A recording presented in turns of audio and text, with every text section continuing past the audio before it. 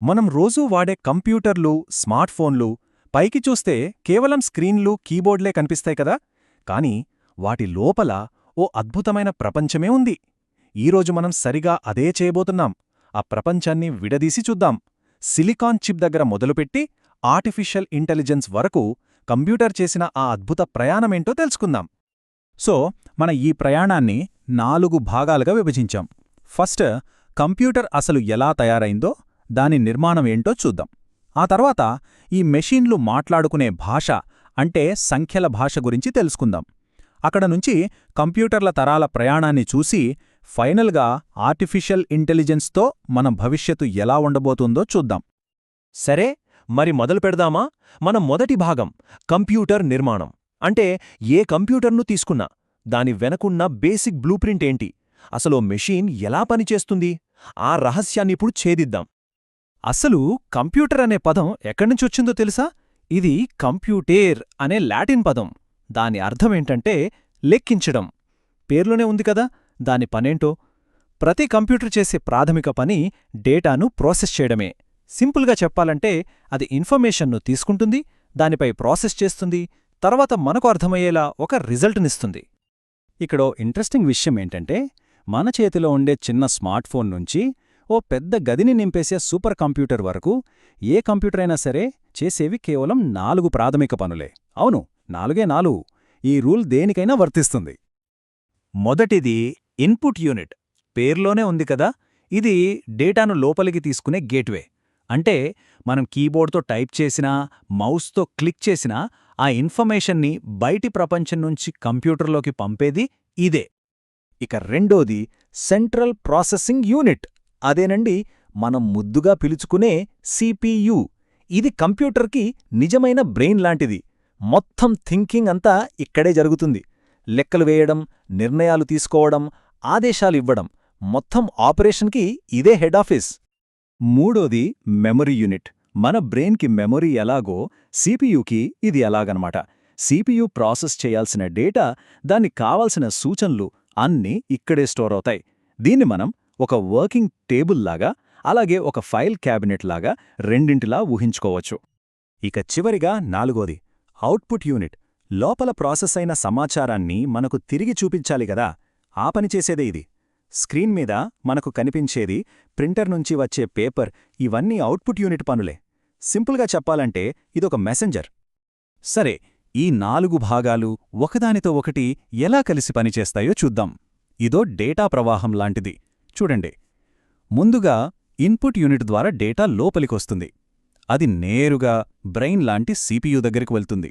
సిపియుకి పనిచేయడానికి కావలసిన సమాచారం మెమరీలో ఉంటుంది కాదో, సో అది మెమరీతో మాట్లాడుతూ ఉంటుంది. పని పూర్తయ్యాక ఆ ఫైనల్ రిజల్ట్ను అవుట్పుట్ యూనిట్ ద్వారా మనకు చూపిస్తుంది. ఈ మొత్తం ప్రాసెస్ని కంట్రోల్ చేసే మాస్టర్ మైండ్ సిపియునే.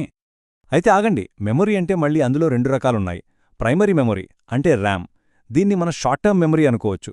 చాలా ఫాస్ట్గా పనిచేస్తుంది, కానీ టెంపరరీ. పవర్ ఆఫ్ చేశామో అందులో ఉన్నదంతా మాయం.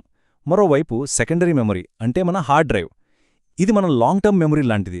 డేటా పర్మనెంట్గా స్టోర్ అవుతుంది, కానీ కొంచెం స్లో. సో కంప్యూటర్ ఫాస్ట్గా రన్ అవ్వడానికి ర్యామ్, మన ఫైల్స్ని శాశ్వతంగా దాచుకోవడానికి హార్డ్ డ్రైవ్, రెండూ చాలా ముఖ్యం. ఓకే, మన నెక్స్ట్ సెక్షన్ సంఖ్యల భాష. ఇక్కడొక ప్రశ్న. కంప్యూటర్ లోపలుండేది కేవలం కరెంటే కదా, పవర్ ఆన్, పవర్ ఆఫ్, అంతే. మరి కేవలం ఆ కరెంట్ సిగ్నల్స్తో ఇంత పెద్ద ఇన్ఫర్మేషన్ ఎలా ప్రాసెస్ అవుతోంది? ఆ సీక్రెట్ అంతా నంబర్స్లోనే దాగుంది. అవును, ఆలోచించండి. ఒక మిషీన్ కేవలం ఆన్, ఆఫ్ అని 2 ఎలక్ట్రికల్ సిగ్నల్స్తో ఎలా ఆలోచించగలుగుతుంది? మనం టైప్ చేసే అక్షరాల నుంచి మనం చూసే వీడియోల వరకు ప్రతిదాన్ని ఆన్, ఆఫ్ సిగ్నల్స్గా ఎలా మారుస్తుంది? దీనికి సమాధానం నంబర్ సిస్టమ్స్. మనం రోజూ వాడేది డెసిమల్ సిస్టమ్. అంటే 0 నుంచి 9 వరకు, మొత్తం 10 అంకెలు.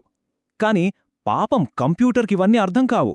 దానికి తెలిసింది 2 అంకెలు, 0, 1. దీన్నే బైనరీ సిస్టమ్ అంటాం. చాలా సింపుల్. 0 అంటే ఆఫ్, 1 అంటే ఆన్.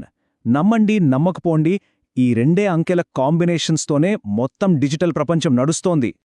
మన నంబర్స్ని కంప్యూటర్ భాషలోకి మార్చడం చాలా ఈజీ తెలుసా? ఉదాహరణకు 152 అనే నంబర్ని తీసుకుందాం. దాన్ని సింపుల్గా 2తో భాగిస్తూ వెళ్ళాలి. ప్రతిసారి వచ్చే శేషాన్ని అంటే రిమైండర్ని పక్కన రాసుకోవాలి. చివరికి ఆ రిమైండర్స్ని కింద నుంచి పైకి చదివితే చాలు. అదే దాని బైనరీ రూపం 1001100. అంతే. మనం ఇచ్చే ప్రతి అక్షరం, ప్రతి ఇమేజ్, ప్రతి వీడియో కంప్యూటర్కి ఇలా సున్నాలు ఒకట్ల పొడవైన లైన్గా మాత్రమే కనిపిస్తుంది. ఓకే, ఇప్పటివరకు కంప్యూటర్ ఎలా పనిచేస్తుందో చూశాం. ఇప్పుడు దాని చరిత్రలోకి వెళ్దాం. అంటే తరాల ప్రయాణం, టెక్నాలజీ ఒక్కొక్క దశలో ఎలా మారిపోయిందో చూస్తే చాలా ఆశ్చర్యంగా ఉంటుంది. Let's do it. కంప్యూటర్ల ఎవల్యూషన్ నిజంగా ఓ అద్భుతం.